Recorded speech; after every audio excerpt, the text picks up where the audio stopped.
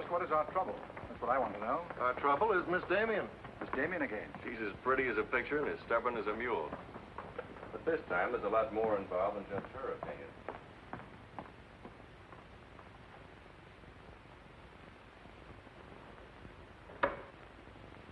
Come in, Miss Damien. We were just ripping you up back a little bit. So I gathered. There's nothing personal. It's about Mr. Courtland. Courtland? Oh, yes. He runs a jewelry store. He owns Courtland and Company.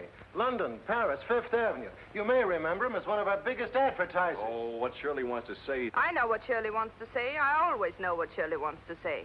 He wants to know why I killed the art layout on Mr. Courtland's famous jewels. And I understand the April number goes to press without it. That's right. In the first place, it's no art layout. It's a press agent's dream. But the result is we stand a good chance of losing the Courtland account. Now, am I running my department or am I not? I haven't said anything, Miss Damien. Well, I had a talk with Courtland. He was decidedly acid about it. I'm not interested in Courtland. But if this magazine is going to submit to advertisers' blackmail, I'd like to know about it. Now, please, Miss Damien. If that's the policy, Mr. Kranich, you better get someone else to take my place. Please, Miss Damien, just a moment. Gentlemen, if you don't mind, I'll talk to you later. I thought I should bring this to your attention. You can't blame us for trying, Mr. No, no, of course not. No harm done, gentlemen. Madeleine, you've got yourself all worked up. Come, sit down. I'll get you a drink. No, thanks. I don't want one. No? What is this private blackmail of yours? Threatening to quit in order to win an argument. Oh, I'd just as soon quit. I mean it. Now, tell me, what's happened? You're all wound up. What's bothering Oh, you? nothing's bothering me. You know I don't want you to quit. I won't go into my personal feelings, but you are the best art editor we've ever had. How's the insomnia? Oh, I found some new sleeping pills. Red ones this time. Red pills to put you to sleep. White pills to wake you up. Doesn't sound very sensible, my dear. What are you doing this evening? Dining with Freddie Fancher. Oh, Freddie again. Oh, I couldn't get out of it, Victor. We're using some of his drawings next month. But it'll be the last time, I promise. Madeleine, you're a bundle of lies. A very lovely bundle. Beautifully tied together. I'm trying to be honest, but you won't believe me, will you? No, my dear. Because I don't really think you believe yourself.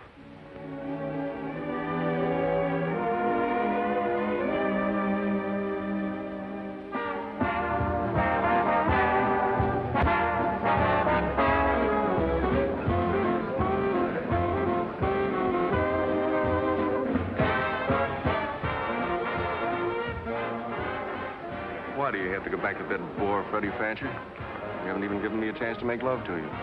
You've been doing all right.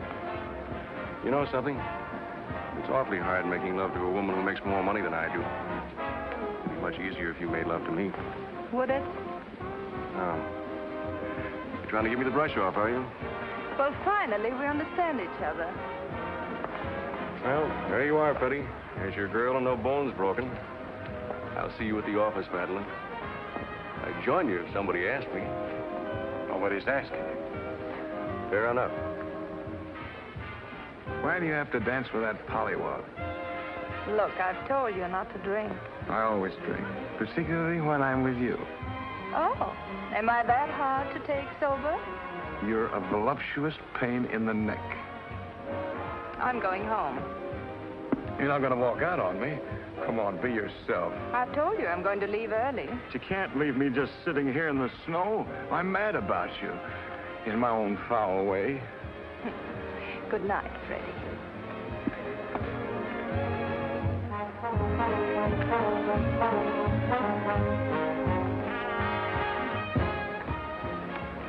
Any chance of getting a cab, Jim? I'll try, Miss Damien. Oh, Miss Damien, here's someone I know you're anxious to meet. Mr. Felix Courtland, one of our most prominent advertisers. How'd you do, Miss Damien? How do you do? Mr. Garrett is the soul of tact, don't you think? He's just been telling me all about you. Oh, I hope he wasn't that blunt. Oh, you needn't worry. I always form my own conclusions. Can I give you a lift anywhere? My car's just outside. No, thank you. They're getting me a cab. Oh, I'm very sorry. I'm sorry, Miss Damien. There isn't a cab around. Oh, how long do you think it'll be? That's hard to say.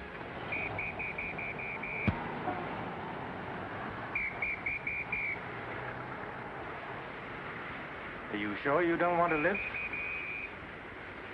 Well, there doesn't seem to be any alternative. Good night, Mr. Garrett. Good night, Mr. Courtland.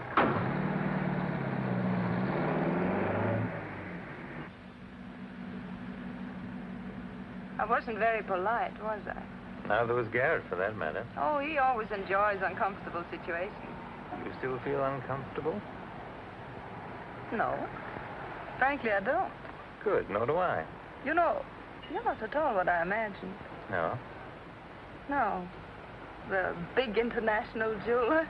I happen to inherit a business that runs itself very nicely. As a matter of fact, you don't look like an art editor. More like a work of art. That layout on your jewels is still a wretched piece of copy.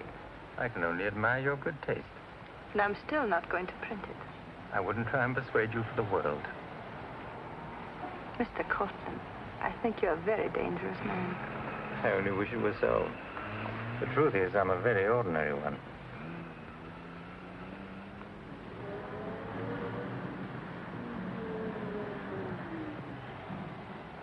Oh, I'm sorry. I forgot to give you my address. It's my fault. I forgot to ask you. Won't you come in for a minute? No, I don't think so. Oh, but you really must see those jewels you've been insulting. They're much handsomer than the photographs. I'll need you in about 15 minutes. But I said I wasn't coming in. Oh, yes, so you did.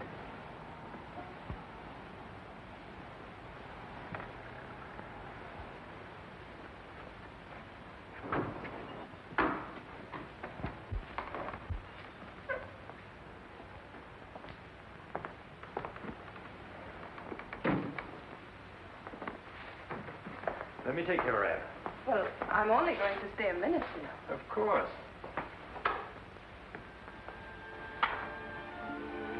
What a wonderful room. I've had this place a long time. In fact, I'm pretty disgustingly rich. Don't you find that rather pleasant? Oh, it's not so hard to take once you get the hang of it. I think I know all the troubles that come with money. And all the pleasures. Well, have you got me all figured out? Only what I see here. Good books, fine pictures. Wonder if you ever look at them. Oh, but I do. I'm a lonely bachelor, and I spend hours here all by myself poring over old manuscripts. You don't expect me to believe that, do you? Didn't my father paint that? Was Stephen Damien your father? Uh-huh. That's very interesting. Is it? I remember when he came here to paint that picture of my mother. Everybody was fascinated by him, especially Mother. Father ended by chasing him out of the house. I'm afraid that's the way it usually ended. My father was very much in love with life. That's a Hungarian custom, isn't it? Not exclusively Hungarian. Weren't you going to show me your jewels? Oh, yes, of course. I'd quite forgotten. That's the reason we came in here, wasn't it?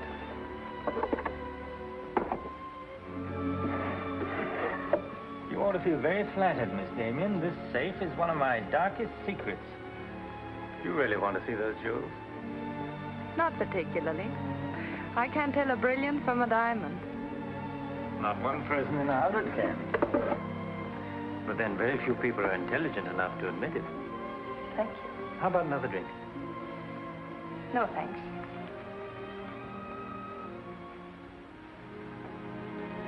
You know, you need relaxing. Lots of relaxing. I can hear your nerves snapping like rubber bands. I'm not nervous at all, see? You're a very curious mixture. A highly moral voice. That's not me, that's my mind. A man's mind, I'd say. Why not? I do a man's work. And desperate eyes. Eyes full of shadows. Insomnia does that. Does it?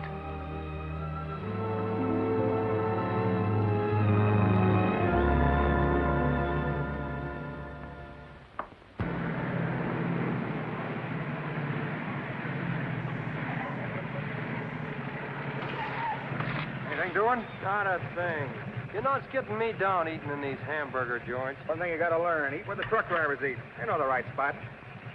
Say, I saw a funny thing up the road just now. Good-looking dame sitting in a car all alone. Yeah, what was she doing? That's just it. She wasn't doing nothing, just sitting there. I got a rule about women. If they ain't breaking the law, let them alone.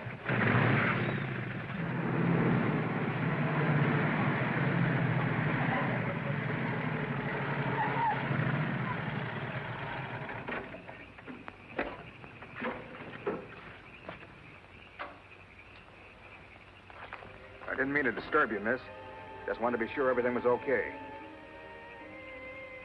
Excuse me, lady, but are you sure you're all right?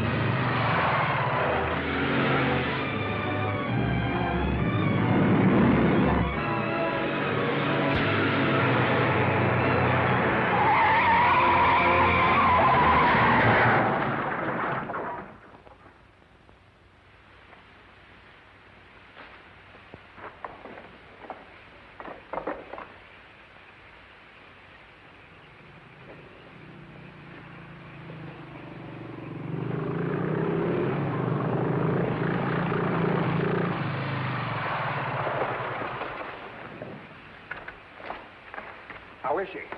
Luckier than she deserves. I just checked on her up the road. She was acting kind of strange then. I'd better call that ambulance. I doubt if it's serious, and I'm as good a doctor as you'll find at this time of night. Let's take her inside.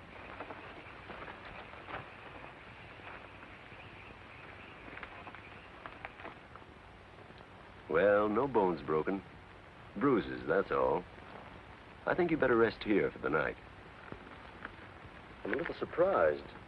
You're a beautiful young woman. You've been in an accident. You haven't asked for a mirror. Perhaps that fits with the way you were driving tonight. Perhaps you find the idea of living not very attractive. Is that any of your business, Doctor? As a matter of fact, it is my business. I happen to be a psychiatrist. I don't need a psychiatrist. You won't mind if I disagree with you.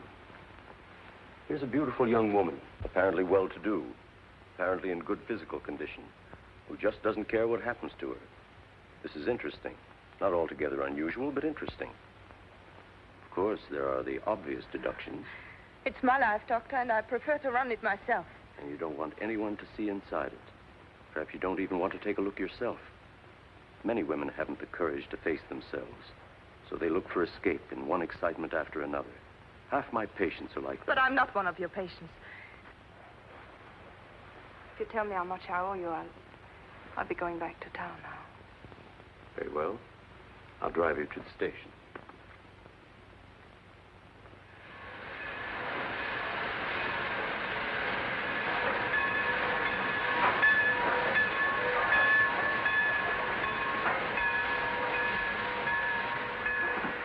Miss Damien, you're an intelligent woman, not an idiot.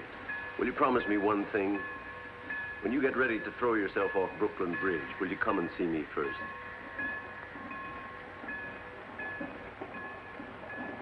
Bye, Doctor. Dean. Miss Damien, I'll give you her secretary. Miss Damien's office? No, Mr. Courtland, she's not here yet. Shall I have her call you? Yes, Mr. Courtland. Where's Glamour, Puss? She hasn't come in yet. Well, who sent these? Mr. Felix Courtland. Mr. Courtland. That's very interesting. She never misses, does she? Mm-hmm. Jealous. If I'd given it any thought, I could have predicted it. Gladys, I won my bet. She's got a new boyfriend. I guess those dames gotta have no excitement all the time. Yeah, here today, gone tomorrow. Personally, I don't see what she sees in it all. Is that any concern of yours? No, Miss Damien. I didn't hire you to gossip about my private life. No, Miss Damien. Go get your money. You're through.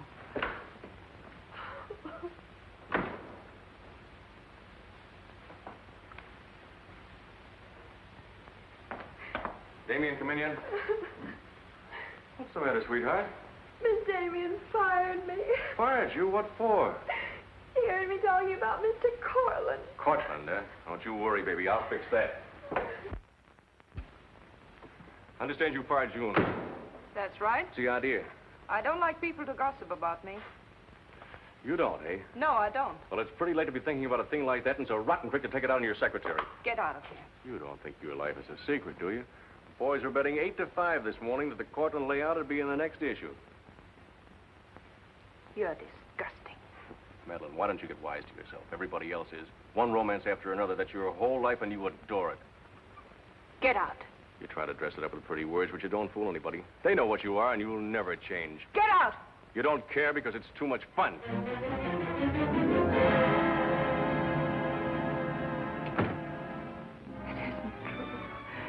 It isn't true. It isn't true.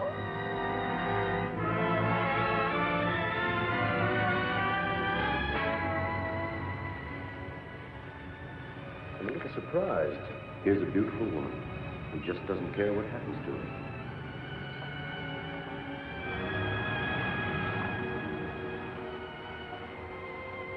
Many women haven't the courage to face themselves, so they look for escape in one excitement after another.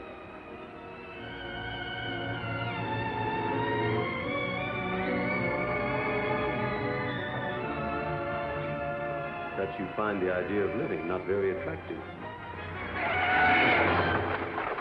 Lady, if you want to kill yourself, why don't you try the fridge?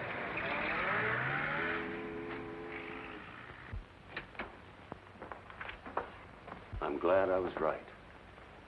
An intelligent woman, not an idiot. Sit down.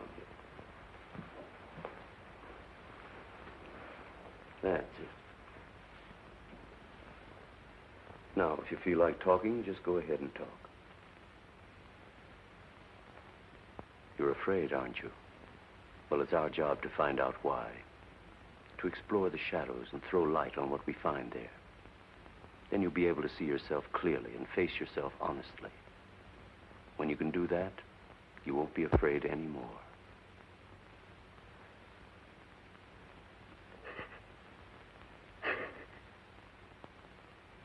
I was living with my father. Mother had left him before we came to America. I was 10. And to me, the way he lived seemed romantic and wonderful. He was a successful painter, and women adored him. He went his own way and did what he pleased. Just as you've been trying to do? I suppose so. But why? Did it make him so very happy? Oh, I was certain he was the happiest man in the world. Until he killed himself. Then you couldn't understand why he did it. You understand now? I think I do. Did you ever do any painting yourself? I used to. Why'd you give it up? Oh, didn't pay enough. And besides, I didn't want to be like my father. I wanted my own life. And have you been living your own life? Of course I have. The kind of life you really want? I don't know. I don't know. Don't you think you've been hiding from yourself? Did you ever try and discover the person you really were, deep down underneath? I never cared to. I'm not so sure I do now. In that case, I'm afraid I can't help you. But of course, that's entirely up to you. Shall we go on then?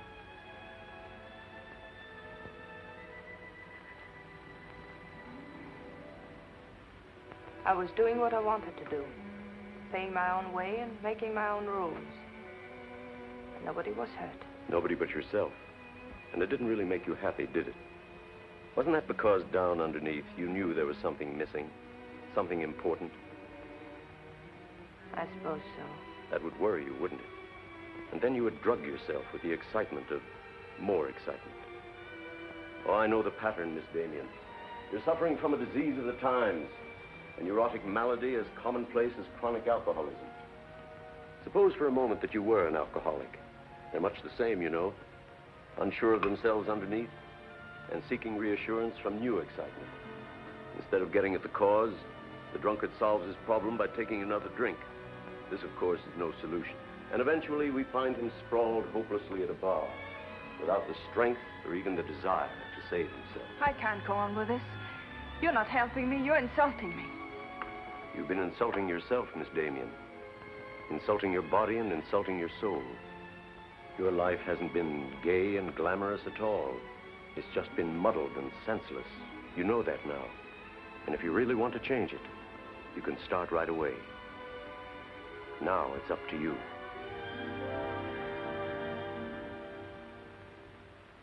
You can have my apartment, Ethel. The rent's paid till the end of the month. Darling, I feel like a vulture wheeling over your head.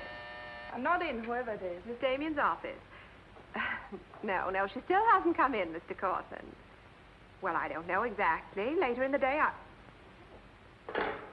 Did he hang up? Yes. Good. Let me call him back, darling. You may be sorry later. Everything in this file returned without comment. This I would ask to see more of their work, and these you may be able to use. But you haven't given me your new address. I'm not giving it to anyone. Hello, Madeleine. Beautiful, would you mind popping out for a minute? That's just 60 seconds. You better talk fast. Madeline, I'm on a jam. I've got to raise some money. I need about $5,000. What do you expect me to do about it? Well, I thought you might talk to Courtland. I'm sure he'd let you have it if you ask him nicely. You're really quite a rat, aren't you? Look, Madeline, I'm in debt up to here. I only make $100 a week, and you know I can't live on that. $5,000 doesn't mean a thing to Courtland. You better get out of here before I lose my temper. You're forcing me to say things that I don't want to say, but if you're going to act cold and virtuous about it, you'll hear them. Suppose I tell Cranish. Tell him what? About Courtland. You know, you've got a very nice job here, but you won't have it very long if I tell Cranish. I don't want to tell him, but... What's so funny? As a blackmailer, you are pitiful. Go on, tell him. Tell him what a rat I am, and you are, and he is. Go on, use my phone if you want, and my desk, and my office. I'm through with all of them.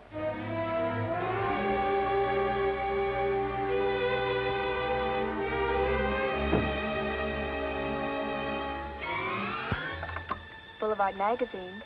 No, Miss Damien hasn't been back. Just a moment, please.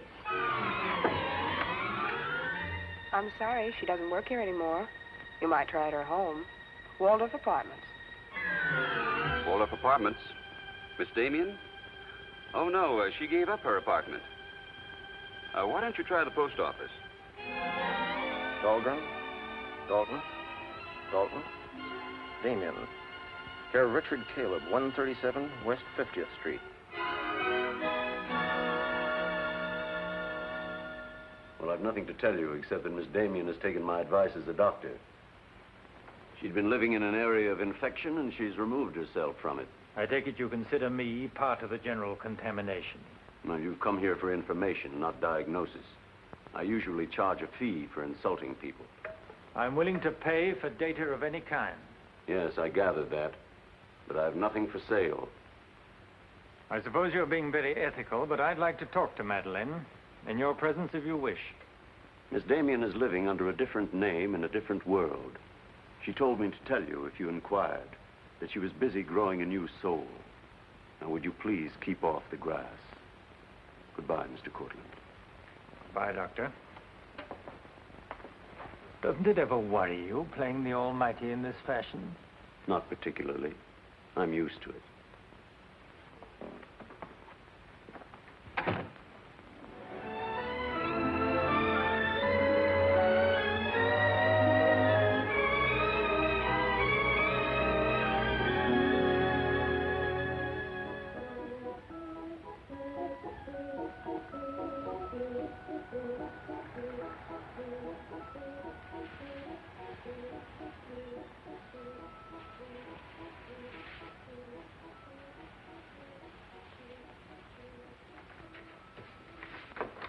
How's it look?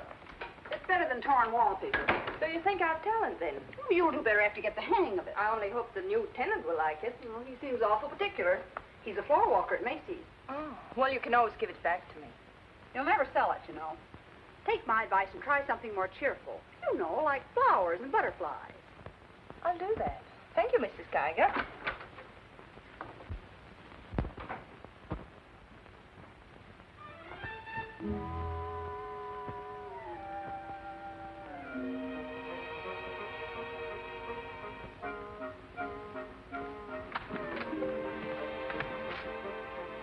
Thanks. You saved my life. Is this yours? Yes. Mrs. Geiger would scalp me if she knew I kept mice in my room. Well, why do you keep mice in your room? Pathologist, part of my homework. I really shouldn't bring these fellas out of the lab, but, well, I got kind of attached to this one. Oh, thanks again. Hey, women are supposed to scream. Aren't you afraid of mine? Well, no, but next time I'll scream.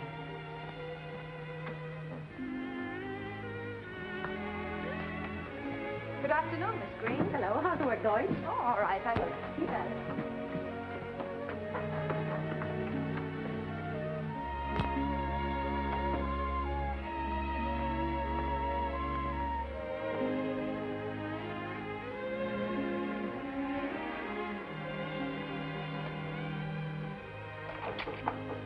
Come in. Hello. Hello. Say, you're an artist, aren't you? Well, I don't know. Oh, Mrs. Geiger said yesterday that you were. She's an authority if I ever saw one. I was wondering, could you do a job for me? Want your portrait painted? For me? Oh, no. No, nothing like that. I'm doing some research, and it has to be illustrated. Oh, what do you want me to draw? Nothing fancy, just blood cells and things. Sounds fascinating. Oh, it is, really. You see, it's a lot like... Oh, no, you'd be surprised. It really is fascinating once you get in it. Of course, I'm on a fellowship, and I couldn't pay you very much. Matter of fact, I couldn't pay anything till the first of the month. That'll be all right. Oh, fine. Swell. It's all settled then. I'll see you at my place about 6 o'clock. Oh, but couldn't I... Oh, sure you can. I just live downstairs. You know, the mousetrap. Oh, by the way, my name is Cousins. Mine is Dixon. Very glad to know you, Miss Dixon.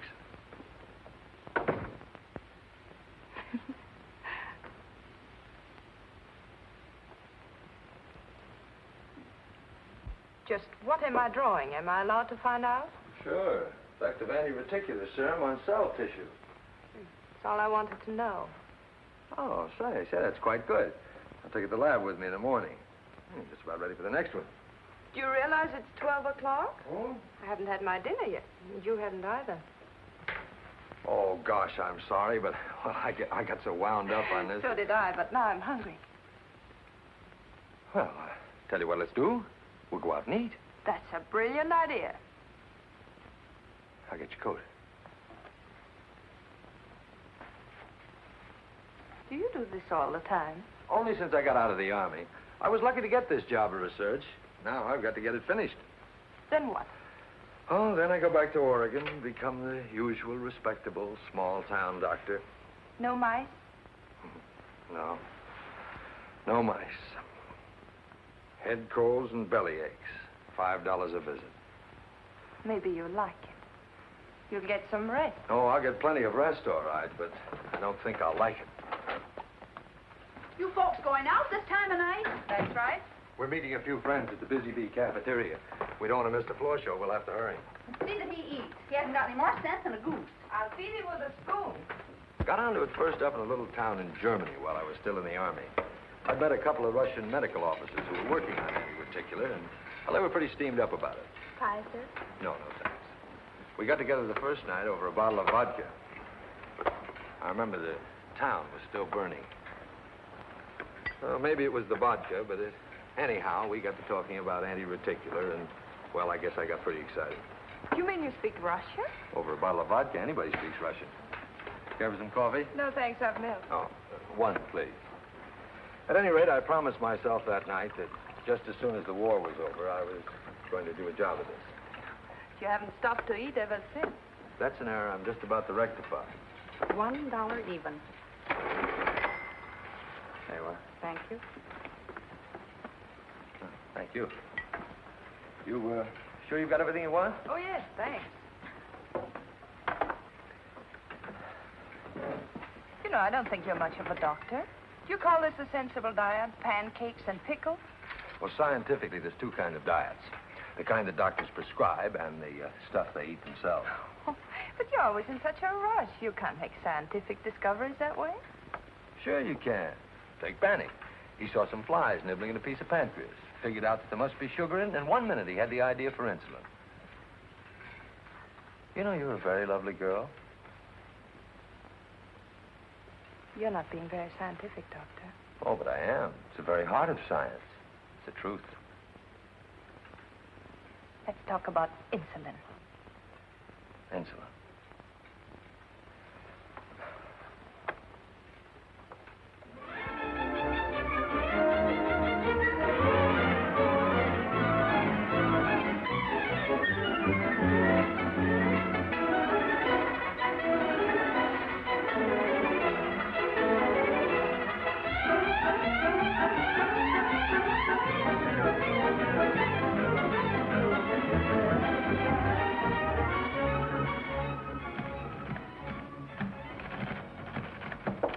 Come in.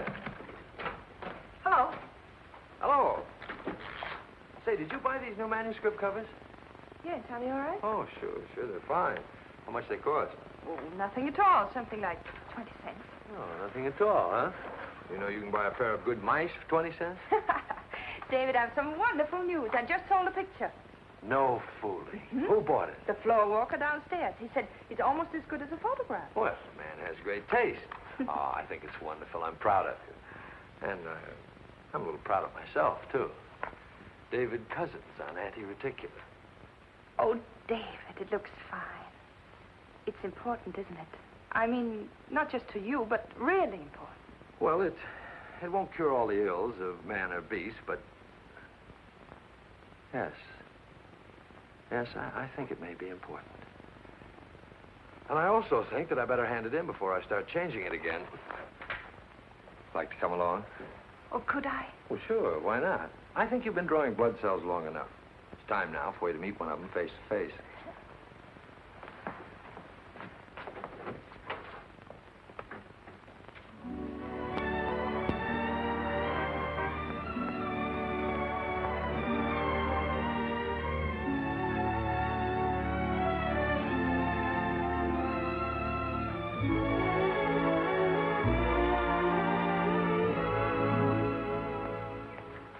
I hope your text is as good as your illustrations. I hope so, too, sir.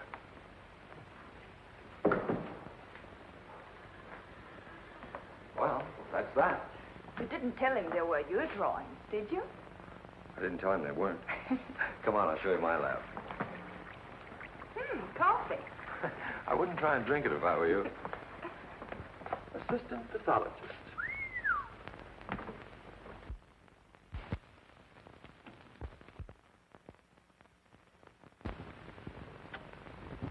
Well, this is me. How do you like it? Oh, I think it's wonderful. But how do you find anything in this place? Been here for 6 months and I haven't lost anything yet. Doesn't matter anyway. The boss okays my research, I'll be out of here in a week. Back to Oregon? Yes, back to Oregon. All that way just to make a living. Is it as bad as all that? Oh, what's the use in kidding, Madeleine? I'm so much in love with you, I can't see straight. I haven't done any work in here for days. I just sit around waiting until I can see you. I know. Because that's just what I do. Wait to see you. Darling. Oh, darling, I never felt like this about anyone before. Tell me, when did you first know? Oh, when I first saw you, I think. Yeah, me too. I'll never forget you standing in that hall with a mouse in your hand. Only I didn't know then what was happening. I thought I had the flu. Will you marry me? Oh, David. Well, will you? We don't know each other. I mean, you don't know me. Oh, but I do. Of course I know you. Now, what do you want to know about me? David Cousins, M.D., University of Oregon, Captain Medical Corps Reserve, young, healthy, and very much in love. Will you marry me? Oh, please don't ask me now. Well, I've got to ask you now. I want to marry you now. Please give me time, David. I'm all mixed up.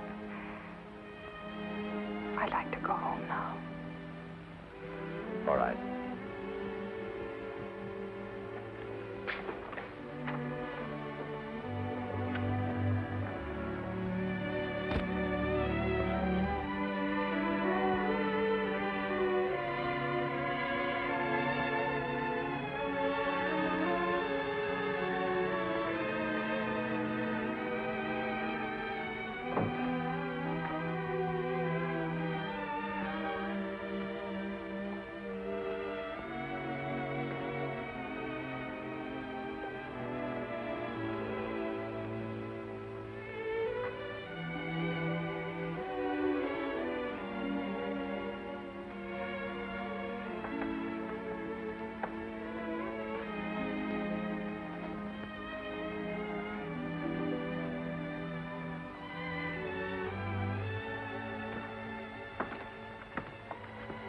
Madeleine. You haven't answered a rather important question I asked you. I can't say no, because I wouldn't mean it. Darling.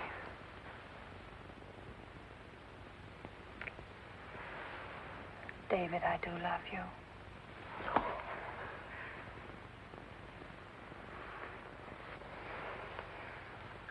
Good night, darling. Good night.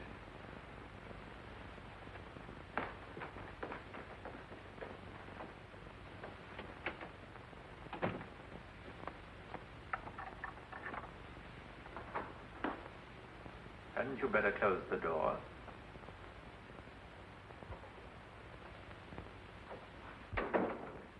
A gentleman I hired provided me with your new address and the proper keys. Suppose someone had seen you. You wouldn't have cared, would you? I didn't think it mattered. You see, I expected to find you wretched and lonely, grappling with your complexes. Rather naive of me.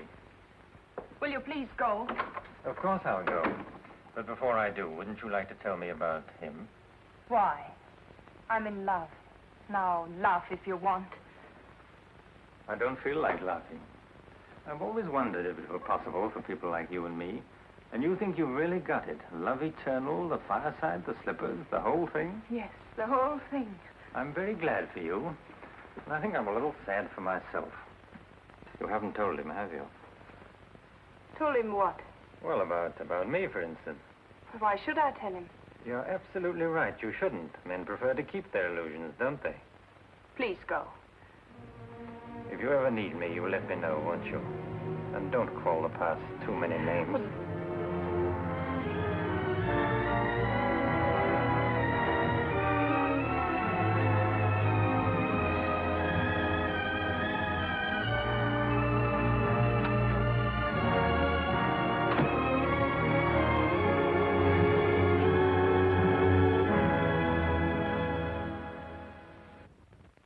What you say. I'm going to marry him just as soon as it can be arranged.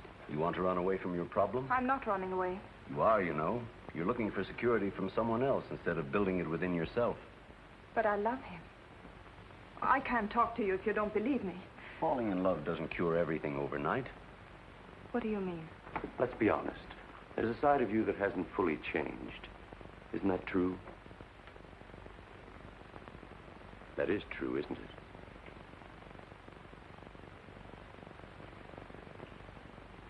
Yes.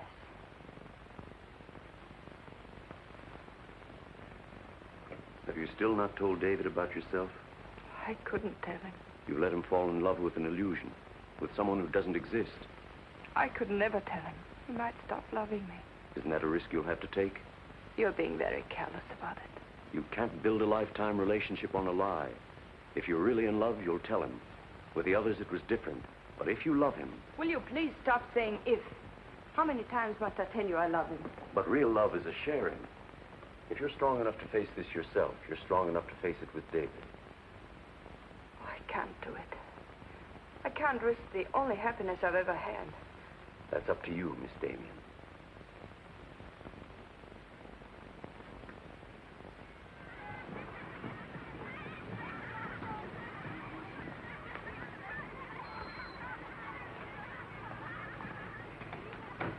Hi. Hello, darling. You're home early, aren't you? Well, I didn't get fired, if that's what you mean. Dr. Lutz read my paper. Really? What did he say? Well, he liked it. Oh, David, that's wonderful. The only trouble is he thinks it's so important he wants me to go to Chicago and read it before the convention. Oh, David, no. Well, that's not my idea. I don't want to go. Well, when will you have to leave? Tonight, got to catch the 8 o'clock plane. And when will you come back? Oh, I don't know, a few days. But I tell you what, as soon as I get back, let's get married. You can get a license in 3 days, and it only takes 15 minutes to get married. You still want to marry me, don't you? Oh, more than anything in the world.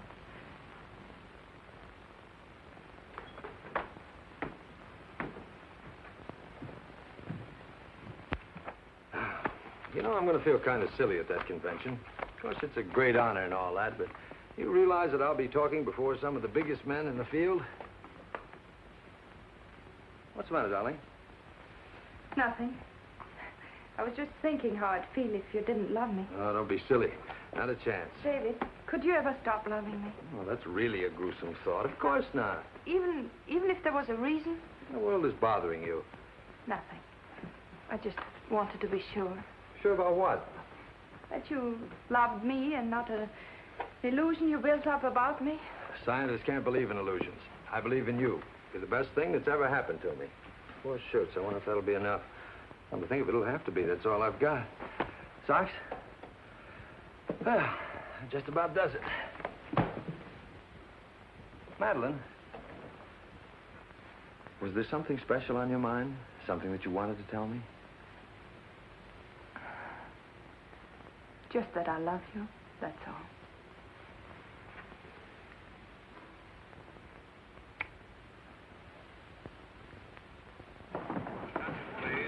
Flight 41 now loading at gate 6 for Chicago. Passengers on flight 41 for Chicago. Write me every day? Every day. Hope you miss me. Hope you suffer like a maniac. I will, I promise. Oh, gosh, I hate to leave you. You know, I'm going to be jealous. Jealous of what? Oh, I don't know. Nobody, everybody. Just jealous. Darling, I belong to you. Don't you know that? I'm only alive because you love me. We'll be married the minute I get back. Well, look who's here. If it isn't Madeleine. How are you? It's been a long time. David, this is Mr. Garrett. I used to work with him on a magazine. How do you know? I quit the racket, though. Or perhaps the racket quit me. Garrett's doing some confidential work for me now. How are you, Miss Dixon? This is Mr. Courtland, David. Dr. Cousins, my fiancé. You're a very lucky man, Doctor. I think so. Well, goodbye, Miss Dixon. My congratulations to you both. Oh, thank you. Good night. Good night. I don't believe a minute of it, do you? Garrett, you're a very cynical man. You don't believe in true love. You don't think Madeleine does either, do you? I don't know, but I've always been fascinated by miracles.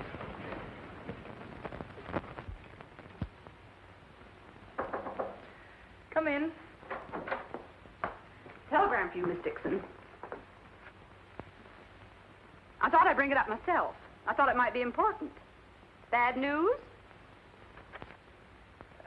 He won't be back till Friday. That's men for you. You never can count on them. Oh, I forgot. A doctor somebody called you, said you were to call Miss Ethel Royce. She's been trying to get in touch with you. Friend of yours? Yes. I suppose you got your own reasons, but you ought to get out and see your friends, instead of sitting in this room all day and all night. Thanks, Mrs. Geiger. None of my business, mind you.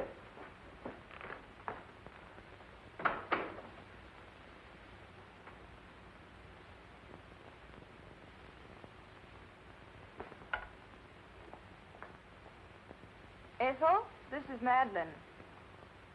Madeleine. Darling, but this is really a voice from the dead. I pestered that doctor of yours for hours. I just have to talk to you. Well, what about? Will you remember that art supplement, the one you started? Well, I do need your help, dear. I'm in an awful mess. Sorry, dear. I'll never come into that office again as long as I live. Oh, but I wouldn't ask you to do that. Just meet me somewhere. It'll only take an hour, I promise. Well, if it's just the two of us. All right. I'll be there at 5. Oh, so relieved. We were really desperate. Wonderful. I'm just dying to see you. Bye, dear. She'll do it. Good. Wonderful thing, professional pride. It never dies. How'd you sound? Awful. What do you expect? Too bad. Victor, I don't want you to be there. Wouldn't think of spoiling your reunion, my dear. I don't trust Madeleine, doctor or no doctor. Nor you either, my sweet.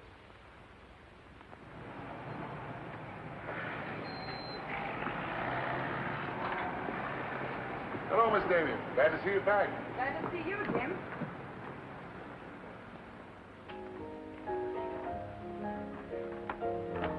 Hello, Luigi. Is Miss Royce here? She just came in, Miss Damien. We missed you, Miss Damien. Have you been away? No, but it's nice to be back just the same. Hello, Ethel. Darling, you look wonderful. A little pale, but so interesting. You know, I can't stay very long. I understand, dear. We'll get right to work. The usual, Miss Damien? Well, I don't know, Carl. You'd better. Wait till you see the mess I'm in with the supplements. All right, Carl. Darling, I'm just dying to hear what you've been up to. You must tell me everything. But there's nothing to tell. Come on, let's go to work.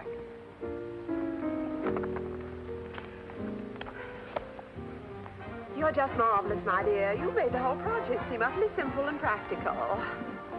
Not for me, please. Darling, you used to be able to drink 10 in a row. I'm out of training. No one would know it, my dear. You seem just like the old Madeleine again. It's the surroundings. What do you say we have dinner and go to a show? No, really, I've got to stagger home. Madeline, my dear, this is a surprise. Victor, hello. What good fortune running into you like this? Do you mind? Don't let us fool you, Madeline. You heard me making the date with you. It's true, but I'll deny it. Frankly, I wanted to have a look at you. You look very dashing for a hermit. Thank you. We've all missed you desperately, haven't we, Ethel? As though our little hearts would break.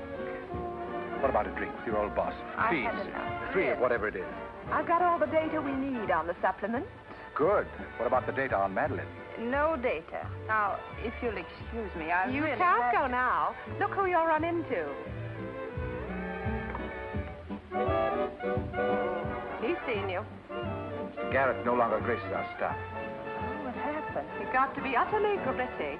Say nothing of a slight discrepancy in his accounts.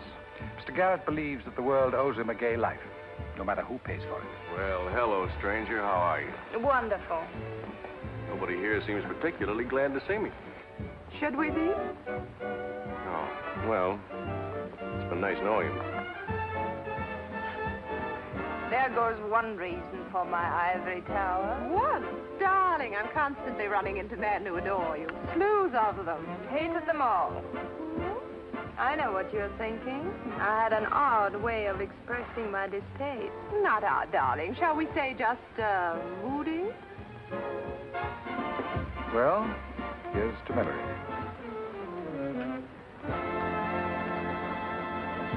May I speak to Mr. Courtland, please? Just a moment, sir.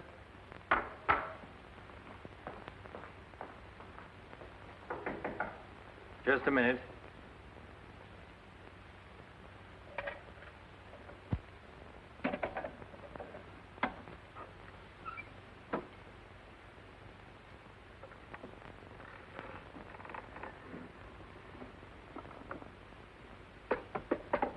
Come in. Mr. Garrett on the phone, sir. All right. Hello, Garrett. I have some interesting news. Do you know who's here? Madeleine. How considerate of you to call. By the way, I've just been through the stones in my safe, and one's missing. The stone's not terribly important, but you're the only person who knows about my safe, and the fact is you did have my keys for quite a while yesterday. What are you getting at? Only that I don't like thieves. But you're being ridiculous. Let me come over and talk about it. There's nothing to talk about. I'm taking it up with the police. But, Courtland, you can't do that.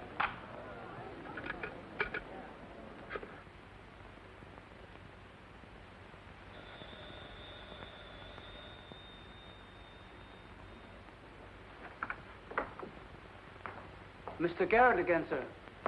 Tell him I've gone out. I'm sorry, Mr. Courtland has just left.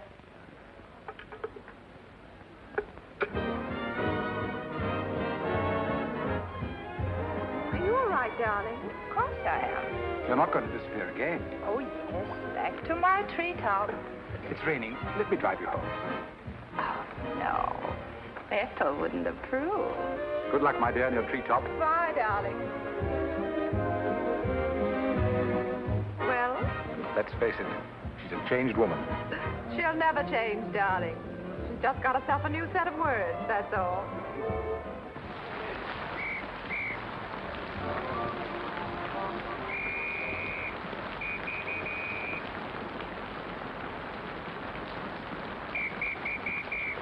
Madeleine. Hop in. No, thanks. I'm waiting for a cab. Don't be silly. There are no cabs. You'll get drenched. Please. I'll drop you off. I'm going home alone. Come on, in you get.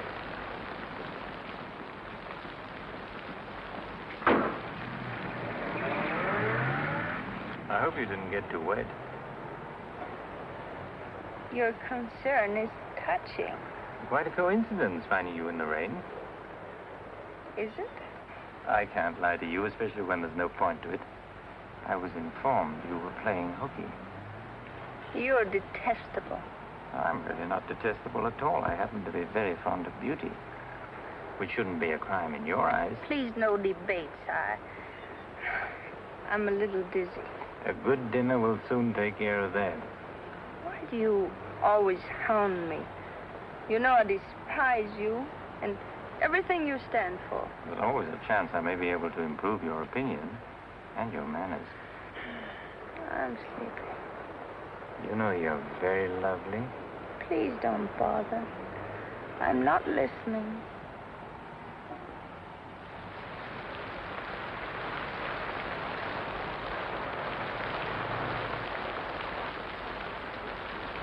Where are we?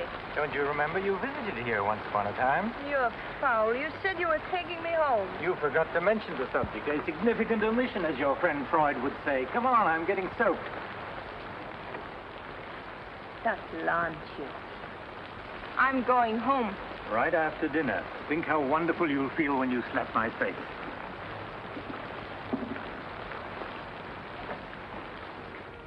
That'll take the chill out of your bones and maybe even your heart. Still cold? Oh, no. It's quite warm in here. Cigarette? Thanks. Very warm. Light? No, I'm not really detestable, am I? No. I am. Why? Because I ought to go home. In this rain, you mustn't even think of it. You see, you are detestable. And you've been very annoying for months. Madeleine, we belong together. You know that. No, I don't know that. Of course you do. We feel the same way about life. You're not making sense, Mr. Courtland. Why make sense? Doesn't this make more sense than talking and lying? No sense at all. Then what would you call it, darling? Stupid. Madeleine, you're wonderful. Stupid. You're sweeter than Stupid. ever. I'd better see who it is.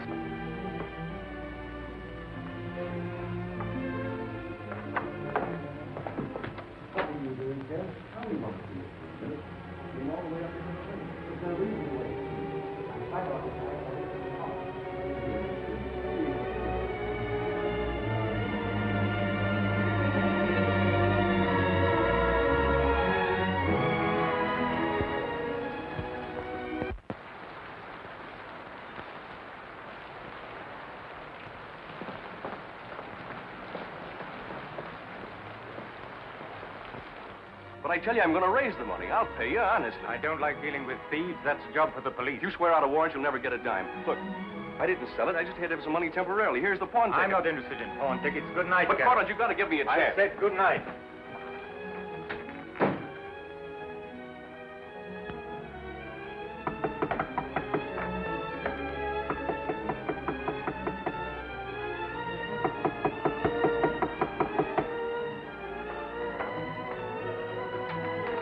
You've got to let me talk to you. Let me explain this. You stupid fool. I'll have the stone back. I'll get it to you. I promise I will. All I need is a little more time, just a couple of weeks. What are you doing? Phoning the police. You can't do that. I'm not going to let you ruin me.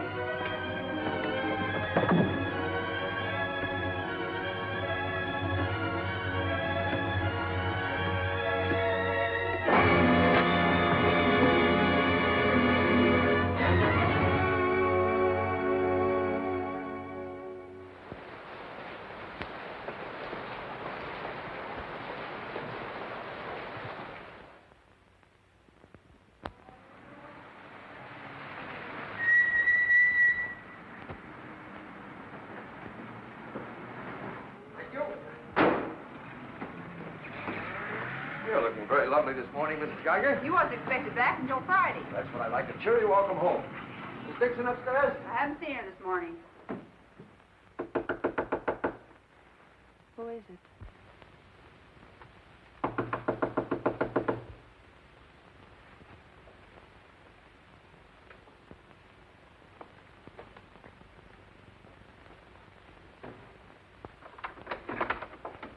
Hi.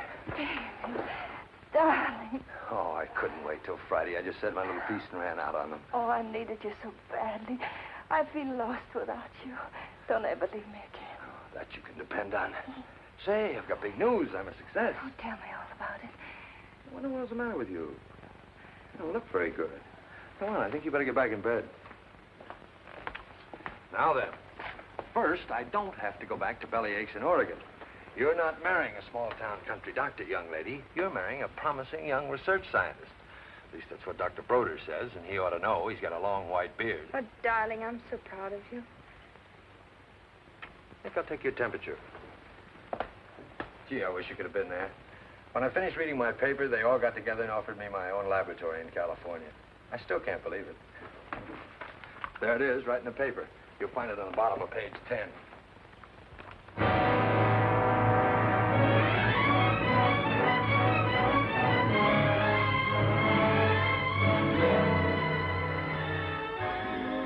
He makes you feel that you're really important. You know what he said to... Madeline. Madeline, what's the matter? Oh, darling, you're cold as ice. You've got a chill. You stay right here. I'll be back in a minute. Oh, don't go. Don't leave me. I'll only be a second. I want to get a hot water bottle and some more blankets.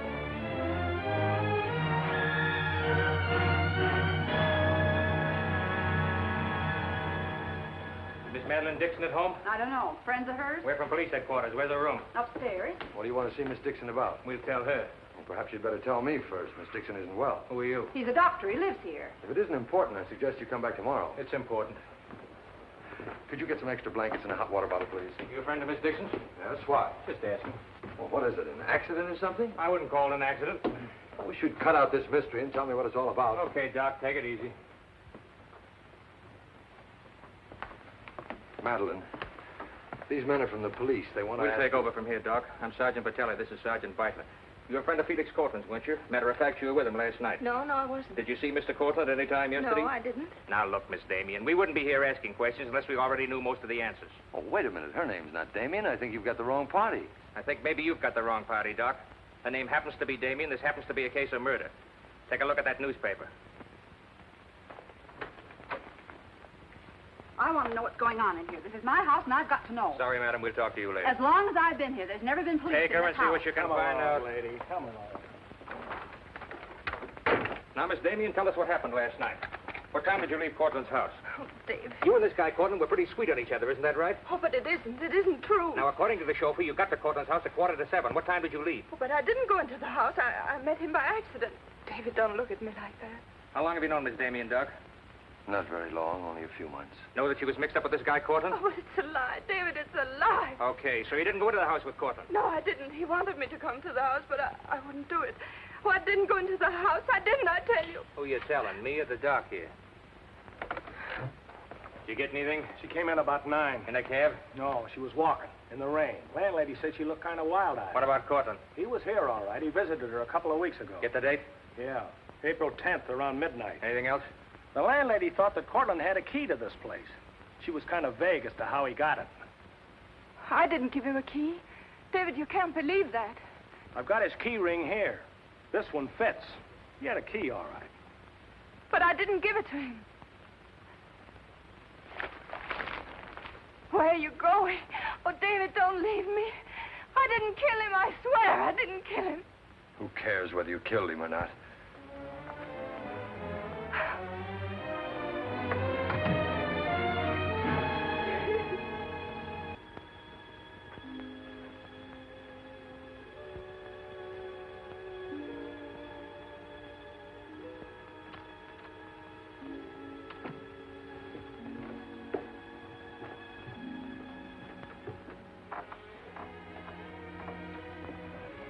Could I see him for just a minute?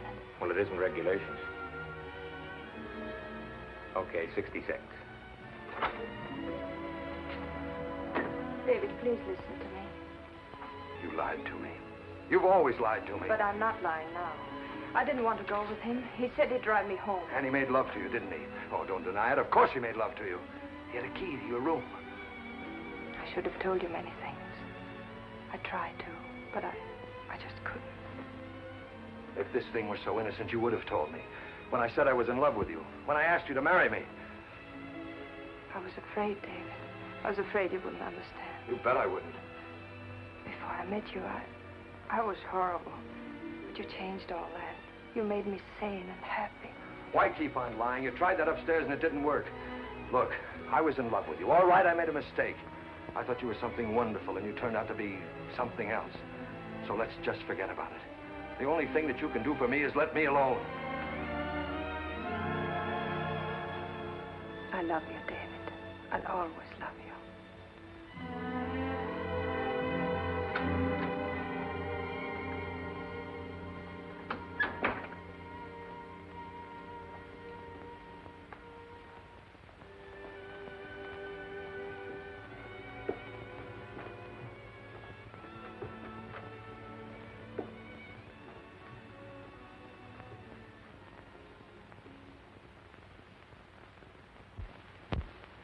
And so, ladies and gentlemen of the jury, the prosecution will prove beyond a shadow of a doubt that Madeleine Damien is guilty of the premeditated murder of Felix Courtland. We will prove that she was in his apartment the night he was murdered. We will prove that her fingerprints are on the table lighter with which he was murdered. And we will prove further that she had a motive for the murder. For after all, this is a very simple story. To one man, Dr. Cousins, she was a pure and noble woman. To the other, Felix Courtland, an irresponsible light of love. Too self-indulgent to be faithful to the man she wanted to marry. Too weak and lacking in character to break with Courtland. Her twisted soul was bent on a heartless deceit. To make one man believe what all others knew to be a lie. And when Courtland threatened to expose her, she went to his apartment to plead with him in the only way she knew. She embraced him. She made love to him. And when, in spite of that, he threatened to expose the lie that she was living, she silenced him forever. Ladies and gentlemen of the jury, the state asks you to find Madeleine Damien guilty. Guilty of murder in the first degree. On the night Mr. Courtland called on the defendant, did you let him into her apartment? I certainly did not. How did he get in then? He must have had a key of his own. The key of his own. Where was the defendant when he arrived? Out with the doctor, I suppose, pulling the wool over his eyes.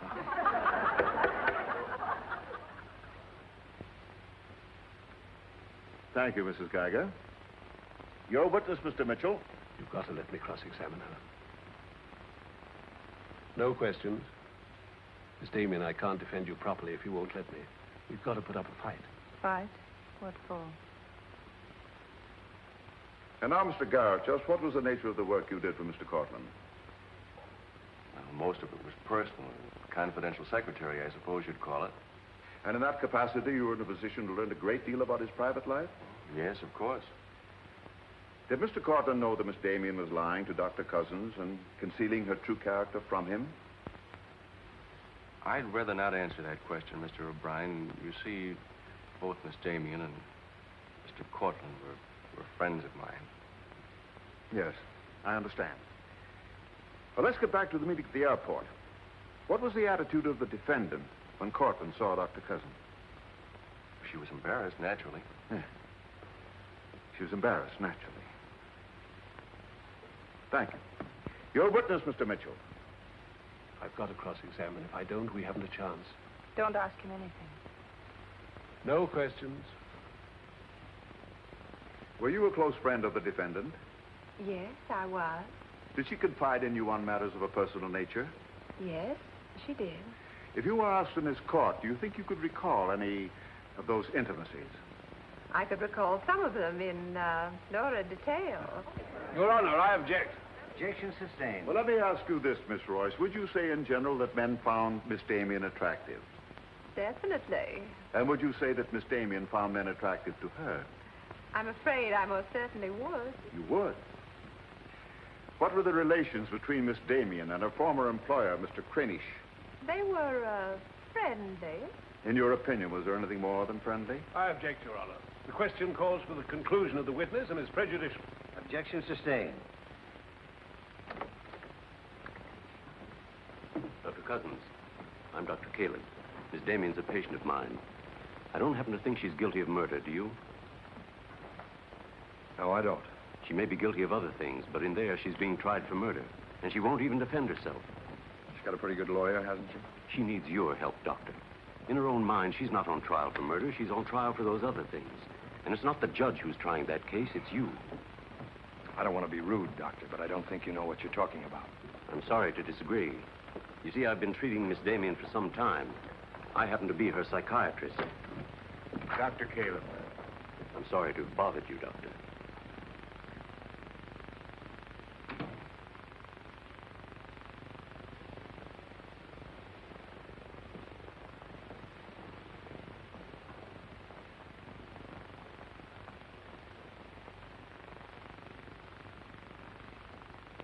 Your name, please?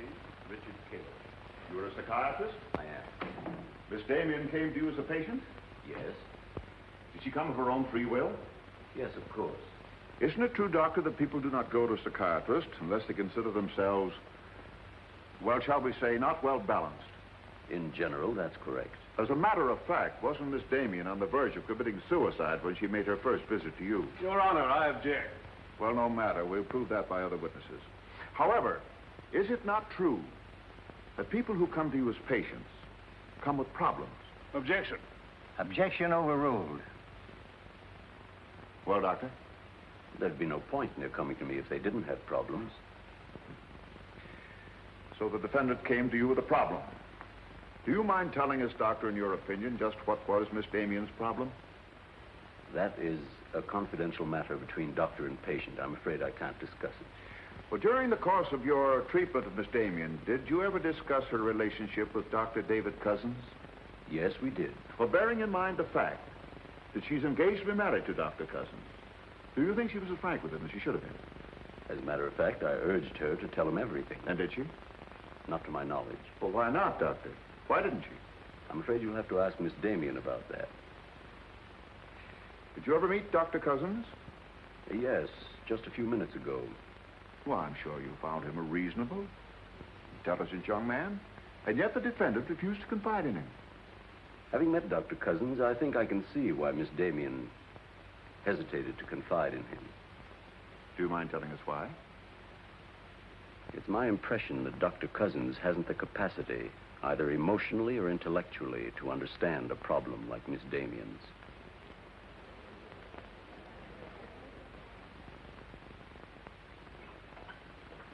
How's the trial going, Doctor?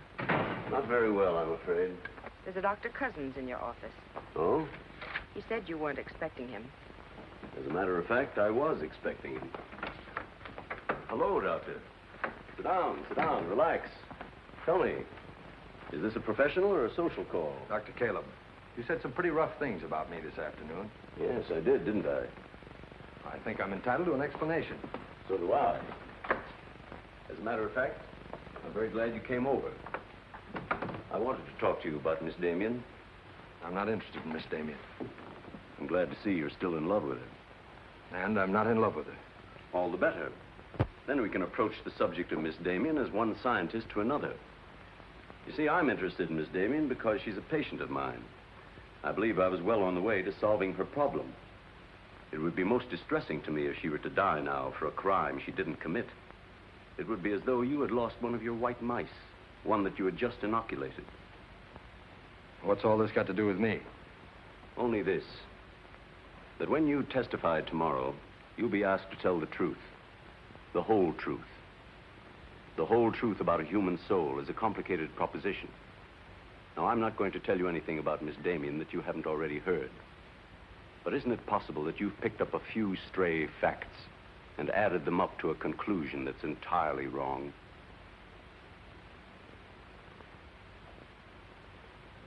Won't you sit down, Doctor?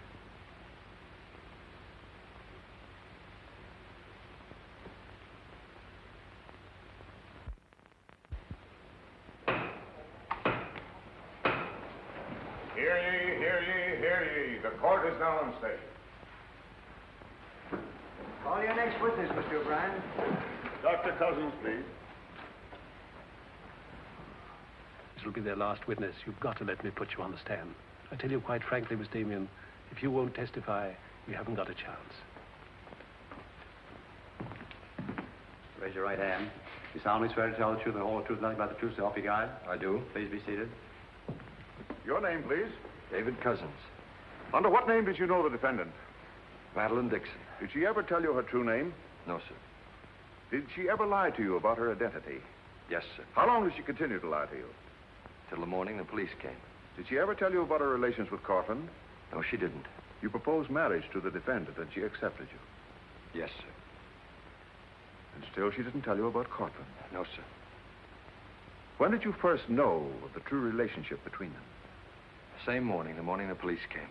Oh, I see. And from the moment you met her until the day she was taken into custody, you didn't know the truth about her character. I object, Your Honor. Mr. O'Brien, haven't you covered your point? Well, Your Honor, I'm merely trying to clarify for the jury the true nature of the defendant's motive. Proceed. Back. One more question, Dr. Cousins. If you had known the truth, would it have affected your love for the defendant? Your Honor, I must protest. Let him answer. Objection withdrawn. And now, Dr. Cousins, if you had known the truth, would it have affected your love for the defendant?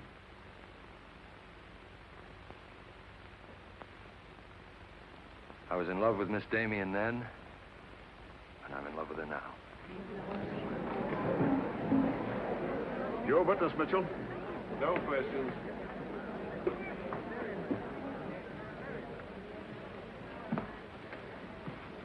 Did you really mean it? Yes, I really meant it.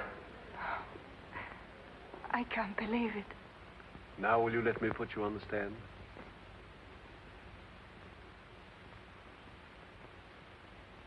You admit you went to Courtland's apartment that night? Yes. He made love to you? Yes. Did you have any conversations about Dr. Cousins?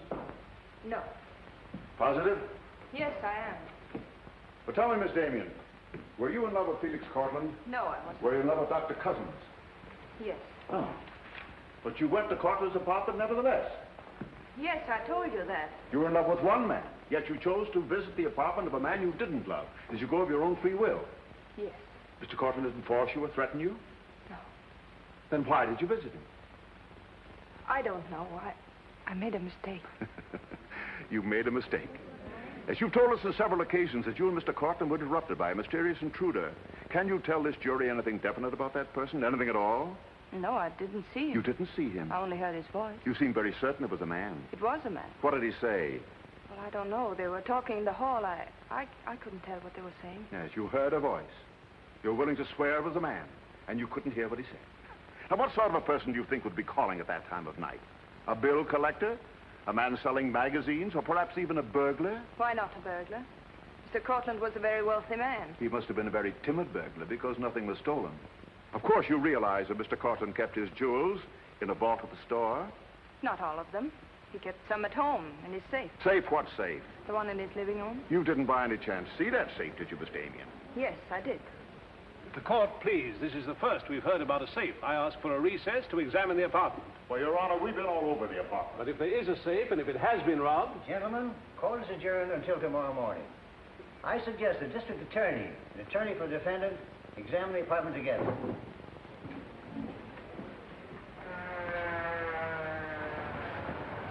What about this safe, Mr. O'Brien? What safe? How about some pictures on the inside, Mr. O'Brien? You boys better wait outside. I may have a statement for you when I come out. Mr. O'Brien. Huh? Mind if I tag along? I don't know why you're sure. The fine witness you turned out to be. Couldn't help that, sir. All right, Garrett, where's the safe? Me, Mr. O'Brien? I don't know of any safe in here. I didn't think you did. If you want an unbiased opinion, I don't think there is a safe. Well, here's the learned counsel. Perhaps he knows. Where's the safe, Mitchell? My assistant's checking the location with Miss Damien. He'll be along in a minute. Oh, you're on a dead one. While we're waiting, maybe Mr. Garrett could tell us where the safe is. I've asked him. He doesn't know. I don't understand that, Mr. Garrett. You were very close to Courtland, weren't you? That's right. I'm sure if there was a safe in here, I would have known about it. At least I would have seen the key to it. The answer's very simple. There is no safe. What did you find out? I got the dope on him, Mr. Mitchell. Splendid. It's over here in this bookcase. You were wrong for once, Mr. O'Brien. Could be. What do you know about that? Have you got Courtland's keys? There they are. Thank you. That looks to me very much like a safe, Mr. O'Brien. Yes, it does, doesn't it? But not like a safe that's ever been robbed. I don't think a good burglar would leave those behind. I guess we're right back where we started from. Well, I've seen all I want. How about you, Mitchell? You win this round. Lock it up, sir. Yes, sir. See you in court, gentlemen. I'll give you a lift, Doctor. No, thanks. Sergeant, I have some papers here of Mr. Courtland's I'd like to put in order. Do you mind if I stay? It's all right with me. We're finished with the place. Thank you very much. Anything I can do for you, Doctor? Oh, I was just curious about something. I've never seen a safe like that before. One that operated with a key. Come to think about it, I guess I haven't either. Normal assumption about a safe is that the lock works on a combination. Yes, I guess most of them do. I was wondering how you knew that this one worked with a key. You said you'd never seen the key to it. Did I say that? Uh-huh. I guess I must have said something I didn't mean. Oh, I see. There could be another explanation. Really? Yes. That you were lying when you said you'd never seen the safe before. You're not serious, are you, Doc? I'm a scientist, Mr. Garrett. When we get hold of an odd fact, we consider every possible explanation. We make some of our most important discoveries that way. Well, it must be fascinating work. Yes, it is. Suppose I had known about that safe, which I didn't. What would that prove? Frankly, nothing. But it does suggest a theory. You were very close to Courtland. You knew about the safe. Maybe the safe was robbed. Perhaps he found out about it. He was quarreling with a man in the hall the night he was killed. Maybe that man was you. That's a very interesting theory. Yes, isn't it? Well, as I said, I'm a scientist. When we hit on a theory like that, the next thing we do is to test it. That's all I'm doing. I see. Then you won't mind having a little talk with the police? No, why should I? Fingerprints. But then, of course, if you've never seen the safe before, you won't mind them checking it for yours. Oh, certainly not.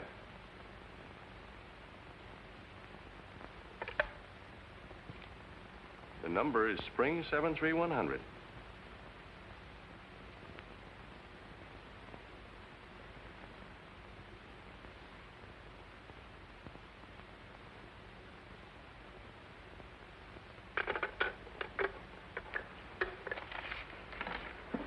Okay, Doc. No hard feelings. Don't you think this sort of thing is rather out of your line, though? I guess maybe you're right. Bye, Doctor. Goodbye.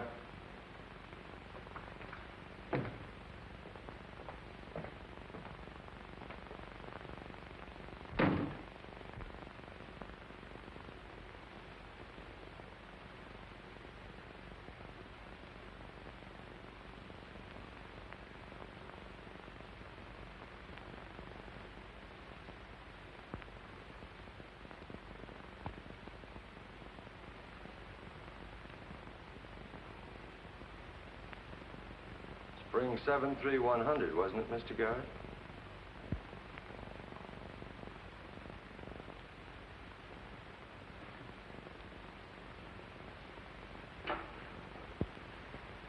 I guess maybe I underestimated you, Doctor.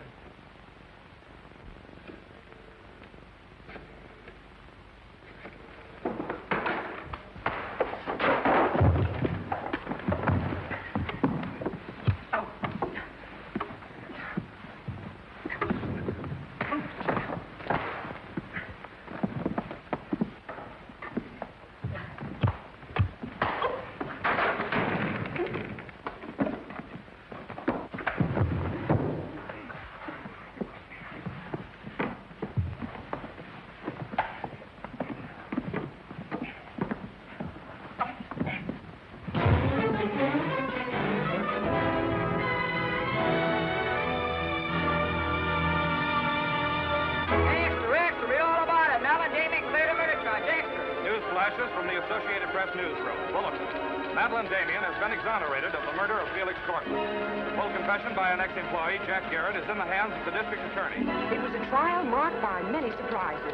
Notably, the beautiful defendant's startling disclosure of the jewel vault hidden in the apartment of the late diamond importer. The beautiful Madeleine Damien goes free, and Broadway is tipping its hat today to the young doctor who engaged the murderer in a battle royal. Mrs. Geiger, I've been looking for Miss Damien. Have you seen her? She's gone. She asked me to give you this. Gone? Well, where did she go? I couldn't get a word out of her, but I know she left the airport more than an hour ago.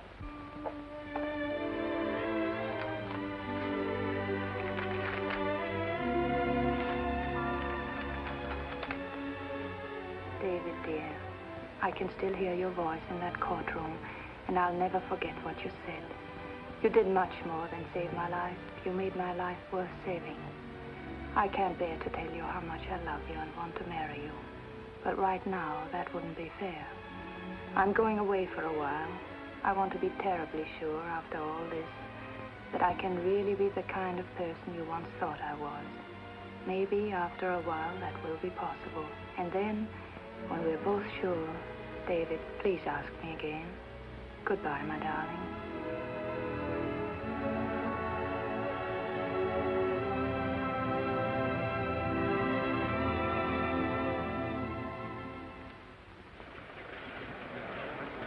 Passengers on Flight 41 loading at Gate 6. Will you try and see him once in a while? Of course.